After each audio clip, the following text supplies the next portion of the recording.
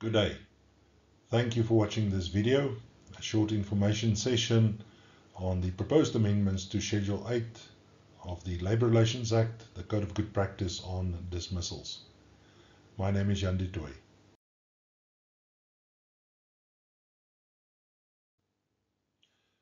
Before we continue, please take note that this is not a rehearsed recording, so if I get stuck, please do forgive me. And then further to that, it's not formal training, it's merely an information session, a brief overview of what to expect in terms of the proposed amendments to Schedule 8. So I've been asked a couple of times why we've not presented formal training on the proposed amendments to Schedule 8, and of course the answer is quite simple, that at this stage the amendments are merely proposed amendments, it's not the final product. Further to that, ladies and gentlemen, those of you that have attended my basic labour relations training in the past, you will realize that the presentation, the basic labour relations presentation, more or less what you're going to see today. And the question is, how would it have been possible for me to foresee what may change in future in terms of Schedule 8? Well, I don't have a crystal ball in front of me. It's quite simple. Our training is aligned to case law. So on a regular basis, we update our training, and as such, those of you that have attended basic labour relations would have paid for a session for me to just repeat what I spent the better part of a morning on, going through Schedule 8, the Code of Good Practice on dismissals.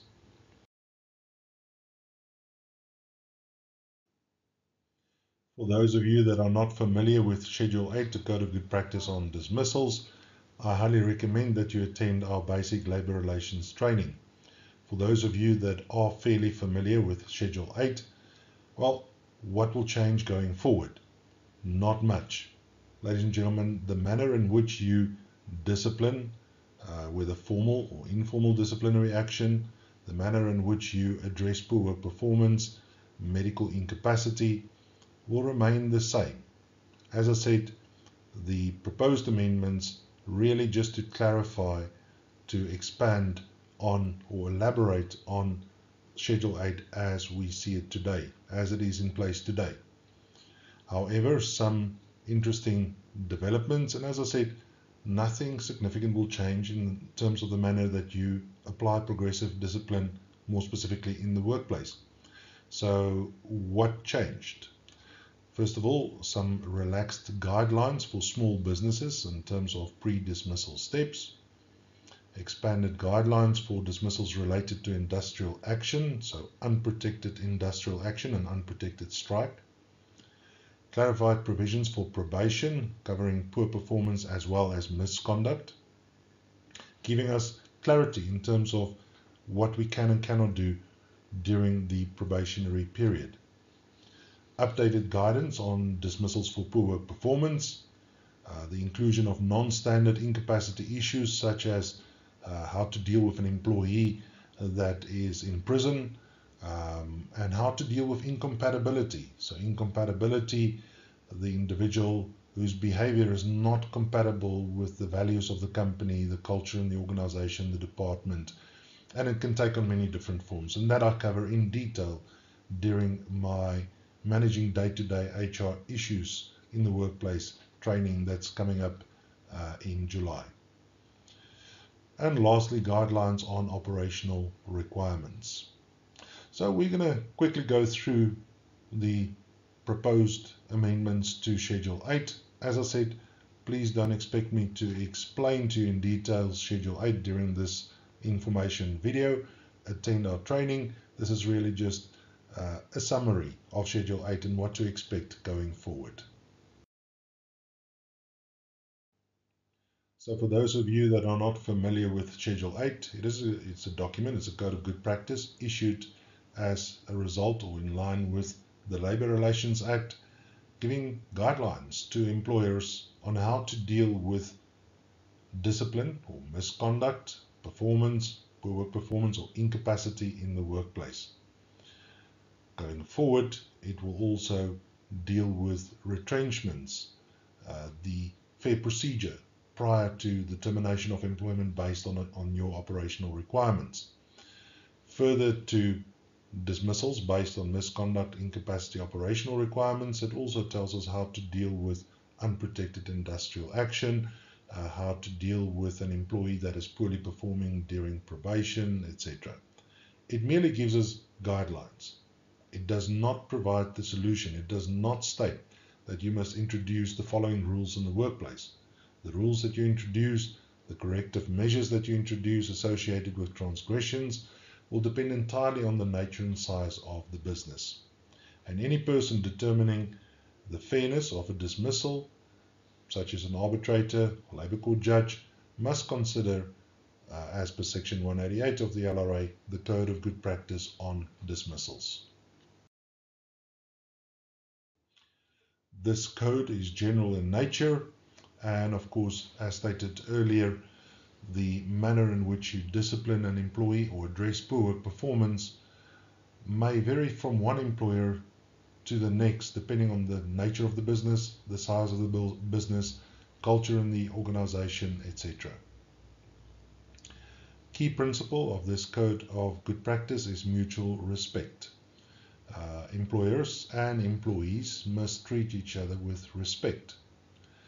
Employees must understand that they have rights as outlined in the LRA, the BCA, and of course as per the Code of Good Practice. However, employers also do have rights. The right to expect an employee to perform according to standard. The right to expect an employee to adhere to the rules of the business. And should the employee fail to do so, then there may be consequences.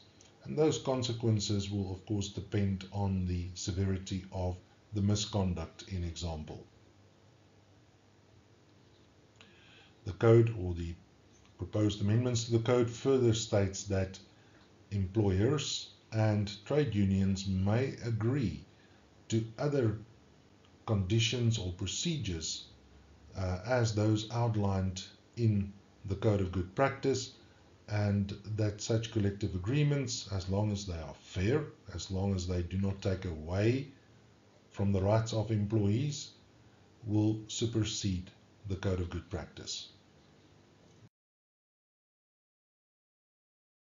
Refreshingly, the code now recognizes small employers and also recognizes the fact that small employers cannot be expected to deal with discipline and poor work performance in exactly the same formal, typically formal manner as larger businesses out there.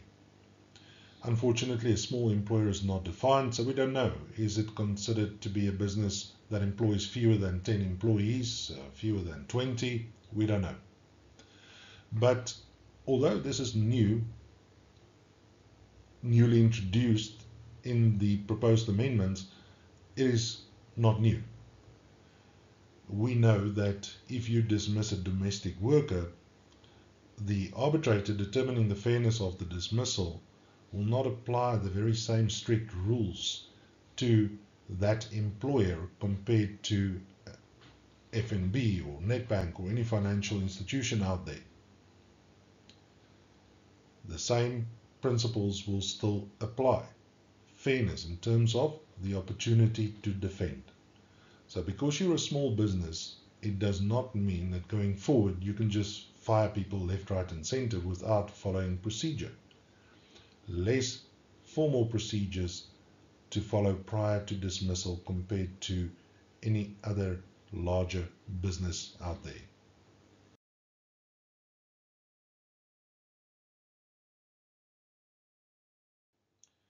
The code refers to section 186, subsection 1 of the LRA, what constitutes a dismissal.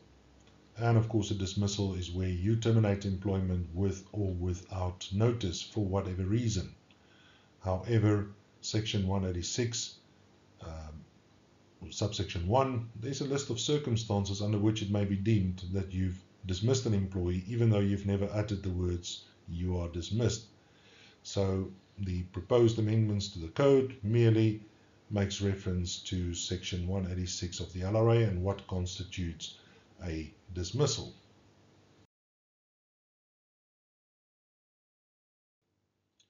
The code further refers to automatic unfair dismissals as per section 187 of the LRA. Automatic unfair dismissals, those dismissals that will be dealt with by the Labour Court, where you've in essence discriminated against an employee for exercising a right. So you've dismissed an employee based on participation in a protected strike, in example. Or you've discriminated against an employee based on political opinion, sexual orientation, religion, etc. And of course the list goes on.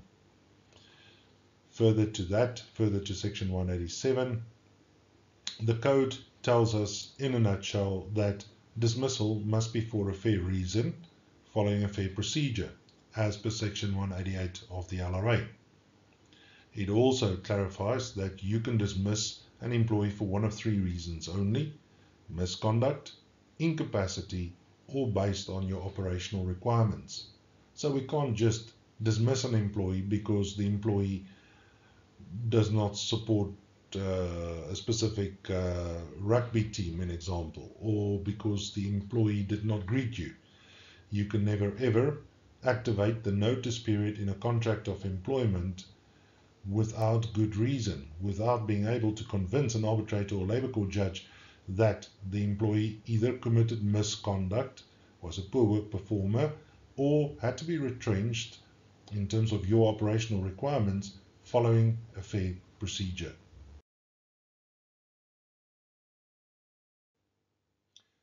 Again, nothing new. The code elaborates on the purpose of disciplining an employee, so how to apply progressive disciplinary measures. It in essence requires that the employer must introduce rules, that employees must be familiarized with the rules of the employer, and that you should preferably first attempt to correct the behavior of an employee before you dismiss the employee. The code, however, recognizes that under certain circumstances, corrective disciplinary action may not be appropriate, and that for a first single transgression, an employee may well be dismissed. A key requirement, and you will see this later on as well, is that employees must be familiar with your rules. You can't discipline an employee if the employee was never told not to do certain things. However, it further recognizes that certain rules do not necessarily have to be reduced to writing.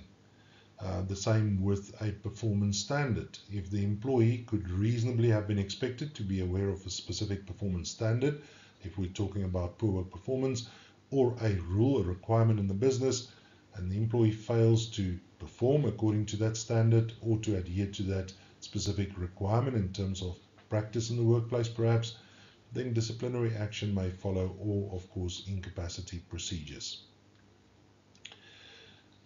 Informal, formal disciplinary action is explained. Informal disciplinary action means that the employer, the manager, supervisor, will have the right to apply progressive disciplinary measures, such as issuing warnings, verbal, written, final written warning.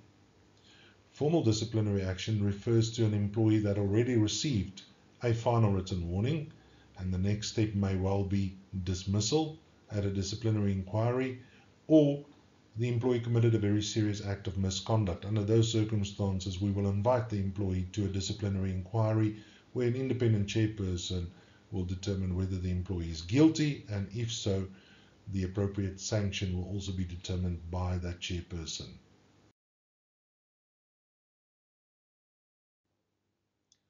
In addition to having to prove that an employee committed misconduct, at arbitration more specifically, the employer will also be required to prove that whatever the employee did or didn't do constitutes misconduct. Not only that the employee committed misconduct, but whatever the employee did or didn't do constitutes misconduct.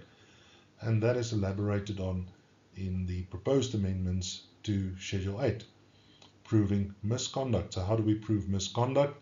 First of all, the employer will be required to prove that there was a rule, practice, or standard in place in the workplace, that the employee was aware of such rule or standard or practice, or could reasonably have been expected to be aware of that it is a fair rule or expectation to have in place in the business, and that such rule was consistently applied in the workplace. it clarifies that inconsistency may render a dismissal to be unfair. In other words, if you discipline one employee for reporting late for duty and you terminate the employee, the next employee you only issue a verbal warning without good reason, then of course, or you fail to apply any disciplinary action whatsoever, then the dismissal of the first employee may well be unfair. However, we must understand that consistency does not necessarily mean that each and every employee that reports late for duty must be punished in the same manner. Circumstances must be considered, and on the next slide you will see that the fairness of the dismissal or the appropriateness of the sanction must be carefully considered by the chairperson of the disciplinary inquiry.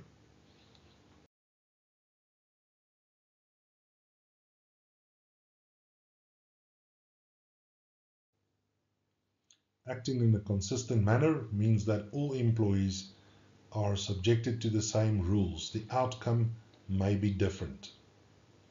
And the same at a disciplinary inquiry. If an employee is found guilty, guilt does not equal dismissal.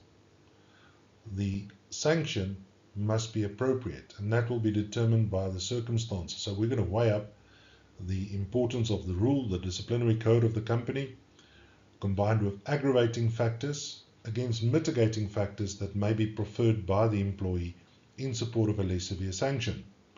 So those aggravating factors may of course be the consequences of having committed the misconduct or possible consequences for the employer, the degree of trust left in the employment relationship, whether the employee displayed genuine remorse or not. So genuine remorse is where the employee pleaded guilty, admitted from the word go that I was wrong, and that according to the Labour Court is the first step in an attempt to restore the trust relationship. However, you can say sorry as many times as you want to. If you've stolen from your employer, then typically the fact that you've displayed genuine remorse will not outweigh the seriousness of the misconduct and of course the impact that the misconduct had on the trust relationship. And we can add on to the list of aggravating factors in support of a very severe sanction such as dismissal, which must be weighed up against the mitigating factors that may be presented by the employee, such as length of service, which may under certain circumstances actually be an aggravating factor. It could be a clean disciplinary record, personal circumstances, necessity, I was provoked, and I can add on. Right, so the message, just to repeat, finding an employee guilty at a disciplinary inquiry does not mean that the employee must be dismissed.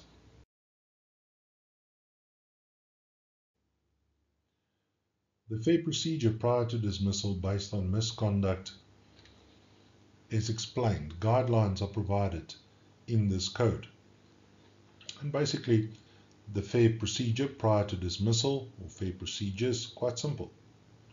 First of all, we will notify the employee of an investigation. It's not a requirement that you must do so, but you need the employee to participate in the investigation. We still see many employers that will conduct an investigation without notifying the employee, will interview witnesses, formulate charges, without ever asking the employee prior to presenting charges, the charge sheet, to give the employee's version of events, leaving the employer embarrassed at a disciplinary inquiry. The fair procedure, in other words, what will the arbitrator focus on? Did you give the employee sufficient notice to prepare his or her defense? And that's not prescribed. It depends on the nature of the charges. So we recommend not less than 48 hours notice. However, if it took you 10 weeks to investigate allegations of wrongdoing, you're going to call 20 expert witnesses and you have a truck full of files, then 2 days notice may not be sufficient. It may not be fair. You need to present the charges, what you're accusing the employee of, in writing. You must provide sufficient background that will enable the employee to prepare his or her defense. You need to notify the employee of his or her rights as per Schedule 8, the right to be assisted by a fellow employee or a trade union representative, also known as a shop steward. Should you require the services of an interpreter, let us know in advance. You have the right to call witnesses. You have the right to cross-examine witnesses. You have the right to defend, in other words, to testify, to tell the chairperson what happened and why you should not be found guilty. Right, so that is the fair procedure prior to termination based on misconduct. The code recognizes that under exceptional circumstances, if it is not possible for you at all to follow the fair procedure prior to termination of employment, you do not have to follow the fair procedure. But in this regard, ladies and gentlemen, you must be able to justify. So you must be able to explain why you did not follow the fair procedures, the requirements set in Schedule 8, if you only dismiss an employee and you can only establish substantive fairness at the CCMA, an example. Again, discipline against the trade union representative is addressed in this code. Still not clear. If I say still not clear, there are two interpretations that can be applied to disciplining a shop steward, trade union representative. Some will say that according to the code, discipline will include verbal, written, final written warnings, and as such, every time that you intend to issue a warning to a shop steward, you must first give the trade union an opportunity to consult with you about your intent to take disciplinary action against the shop steward. Others will say that reference to shop stewards only mentioned under dismissals in Schedule 8, and as such is limited to where you serve notice. Before you serve notice of a disciplinary inquiry on a shop steward, you must give the trade union an opportunity to consult with you, not negotiate, merely consult with you about your intent to take disciplinary action. And we all know this was introduced in order to ensure that employers do not dismiss employees merely because they are trade union representatives. And a trade union representative, please remember, is only applicable where a trade union holds majority in the workplace. In other words, 50% of your employees plus one more individual from top to bottom. Right, so nothing significant has changed in this regard.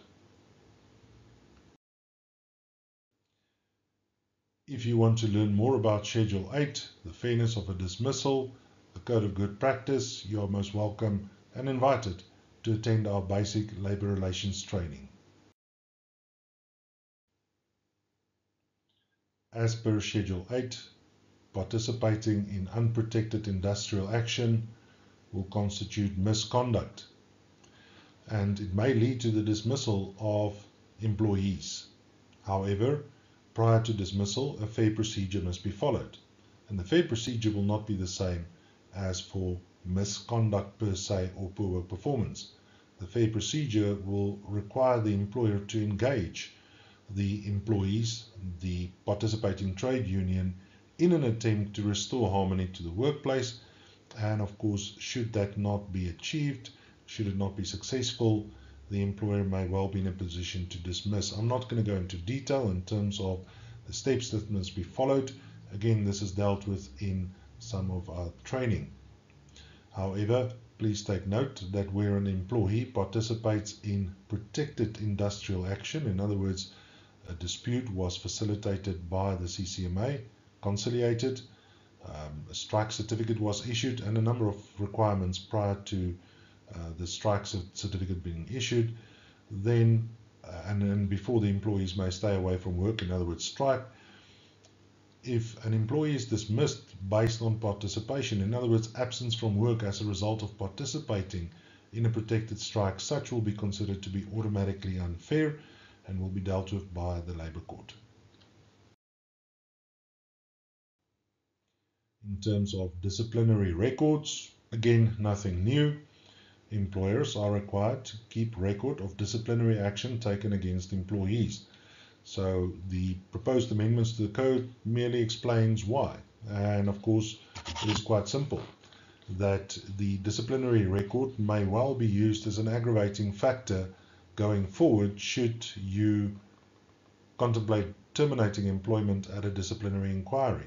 Now, how much weight such expired warnings will add in your favor as the initiator, the employer, in other words, an aggravation, will depend on the circumstances.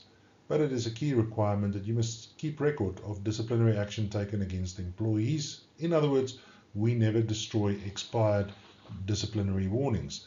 Such warnings may well have expired in terms of the validity periods set in terms of your code, but the warning will remain on the personnel file of the employee.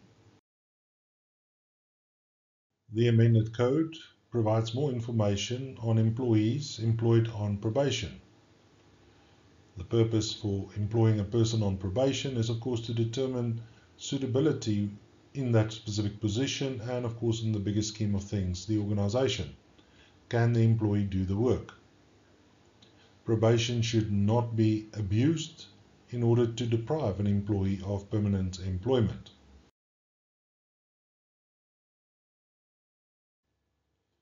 The duration of probation is not prescribed and will depend entirely on the nature of the work performed by the employee. However, the period of probation must be fair. The employer must be able to justify. Probation may, of course, be extended, but we are not necessarily in favor of doing so.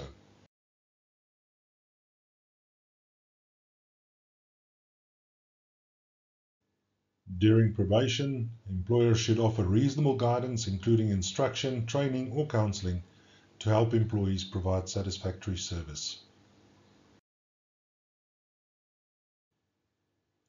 The proposed amendments confirms that an employer may dismiss an employee during probation or at the end of probation. The employee must, however, be given an opportunity to give reasons as to why he or she should not be dismissed during probation or at the end of the probationary period. It further states that should an employee be dismissed based on misconduct committed during the probationary period, any person determining the fairness of a dismissal must consider the fact that the employee was dismissed during probation.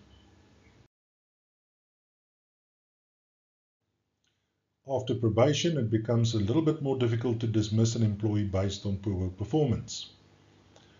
The permanent employee that is poorly performed must be given a reasonable opportunity to better his or her performance. The duration of the process and the number of counseling sessions not prescribed in terms of Schedule 8. Any person determining a poor work performance dismissal, the fairness thereof, must consider whether the employee failed to meet a specific standard, whether that standard was achievable, whether the employee was, of course, aware of it, and determine also in totality whether dismissal was appropriate given the circumstances. Was the employee given sufficient opportunity to better his or her performance? The code further, or the proposed amendments to the code further recognizes that the courts have been reluctant to interfere with employers' decisions to dismiss employees based on poor work performance, provided that such standards or performance expectations were realistic and that the employee was given a reasonable opportunity to better his or her performance, with, of course, the necessary guidance from the employer where applicable. Further, the proposed amendments confirm that the requirement to warn an employee during the counseling process, and the warning is not a disciplinary warning, please remember that, it is just part of the counseling record. You must understand that you need to better your performance, because if you don't, there will be a second counseling session and ultimately it may lead to your dismissal. So that warning forms part of the counseling record. Such requirement may not necessarily be applicable where the person that is poorly performing is employed on a senior level. And that is based on case law. The principles pertaining to dismissals based on poor work performance as a result of a medical condition remains unchanged. Newly introduced, however, non-health related incapacity. And again, case law. Where an employee is imprisoned, such inability to perform must be dealt with as a form of incapacity. And that emanates from the Samancor Tubatse Ferrochrome versus MEIBC Labour Appeal Court judgment. Another consideration going forward, AARTO, the Administrative Adjudication of Road Traffic Offences Act, the demerit point system, been in the making since 1998. Don't know if we're ever going to see AARTO being rolled out nationally, but should that happen, in the unlikely event that that happens, tongue in the cheek, where an employee can no longer perform his or her normal duties as a result of not having a driver's license, the demerit point system, such will be dealt with as a form of incapacity. Incompatibility, ladies and gentlemen, incompatibility newly introduced. Incompatibility can take on many different forms. It could be the employee that spreads gossip in the workplace, the one that is always disgruntled about something, lodges grievances against everybody in the workplace, that causes tension in the workplace. So it's not misconduct per se, neither is it poor work performance. That will be dealt with as a form of incompatibility.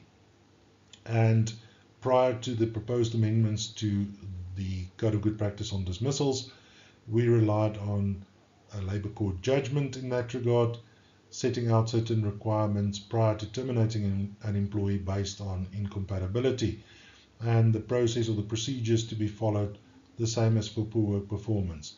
Make the employee aware, give the employee an opportunity to correct such behavior, warn the employee as part of the record, repeat if necessary. Ultimately, it may lead to the dismissal of the employee.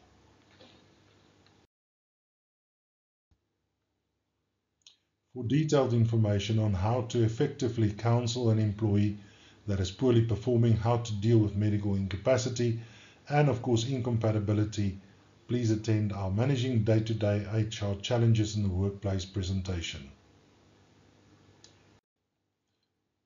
Currently, dismissals based on operational requirements are not discussed in the existing Schedule 8. In terms of the proposed amendments to Schedule 8, Sections 189 and 189 capital A, large-scale retrenchments, effectively simplified for employers and employees, combined with the definition of operational requirements as per Section 213 of the Act. So, ladies and gentlemen, nothing has changed in terms of dismissals based on operational requirements. Always adhere to the requirements set out in Section 189, and if it is a large-scale retrenchment, Section 189 capital A.